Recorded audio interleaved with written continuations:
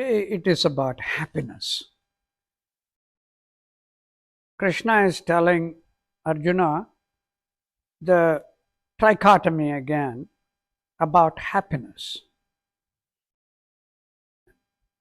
Happiness that comes from discipline by removing sorrow. What I understand is that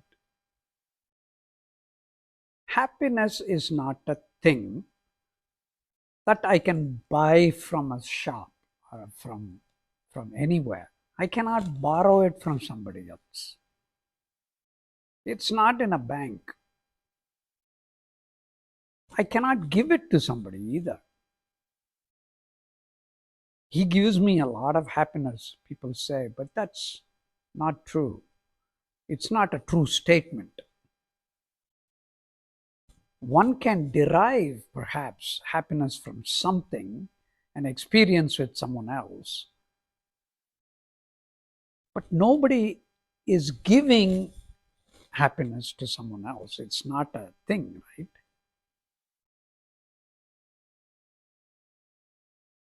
Happiness is not a commodity.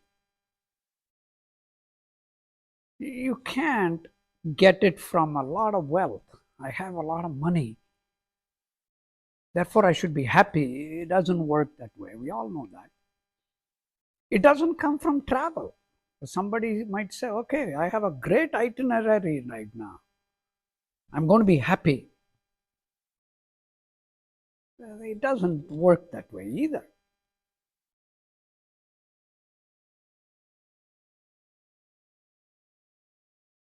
It doesn't come from relationships either. When we are young, we say, okay, if I get married to this girl, I'm going to be happy all my life. Or if I marry this man, I'll be happy all my life. We all know that it doesn't work that way at all. There are lots of happiness in relationships, but happiness is not something that is a consequence of something else, such as a relationship.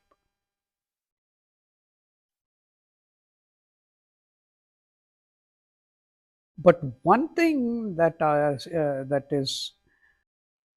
seems to be deeply ingrained, at least in our culture, when we are paying attention to our philosophy,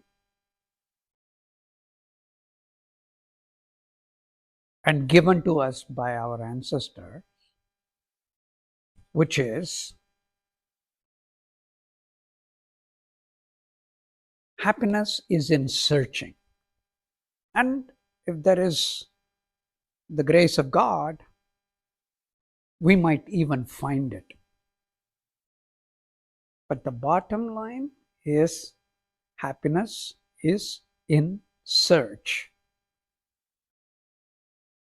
Happiness equals search and find. Control F.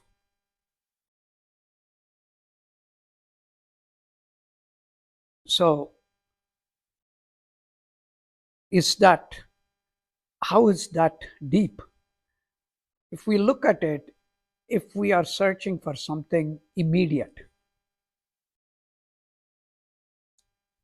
I need to eat a nice tiramisu.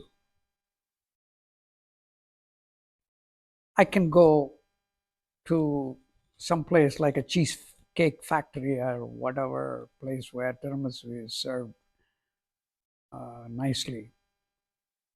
If I search for the restaurants that serve tiramisu, I can find it. But the moment you have found it, the process of searching and finding is over. The happiness is gone with it. It doesn't stay with us, right? And that's the reason why many other things I mentioned, such as relationship, wealth, travel and all those things are momentary, even if they bring you happiness. If happiness is in searching, then a thing that requires a long search is the one that is going to give you longer duration of happiness. And that's why I brought up our culture and our philosophy. What it says is that look for something that is beyond, almost impossible to attain, hard to understand. But that eternal goal, search for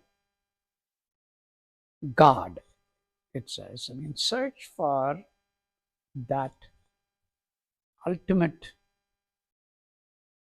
creator. For that, you first have to believe that such a concept or such an entity is true. Once we accept that, searching for that will give us happiness because it's a long search. If we found, that will be the eternal peace. We won't have to worry about finding another happiness after that, unlike tiramisu, finding a tiramisu. And that is the way I am understanding the 5 verses today. The verse 36, Krishna is telling Arjuna there is this happiness that is obtained by removing sorrow. And there are 3 kinds of happiness. One is sattvic, which comes from total clarity in your mind, lot of discipline, and understanding that it is that search that is going to be giving you the happiness. That focus, when you're looking for something, will give mental peace, and that's essentially the happiness. And the rajasic happiness is the one that is like finding a tiramisu. It also comes with ill effects. Those kinds of happiness, quick returns, come with troubles. Any type of indulgence is going to be troublesome. It is momentarily superb, incredible, out of this world experience. But right after that moment passes, that happiness will be coming with a lot of pain. And that is the rajasic happiness. And finally, the tamasic happiness is the one that comes from inertia. Apathy, sleep, ignorance. It comes all the time, tamasic ignorance. So happiness that comes from that type of actions is tamasic. So Krishna explains these 3 types and also adds that every living thing in this world is going through this cycle of trying to find happiness. We think that it's only the humans, not really, even the trees.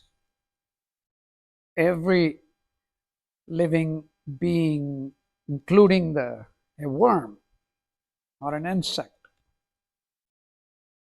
is seeking for that happiness. They're constantly seeking something, right? Most of the living things.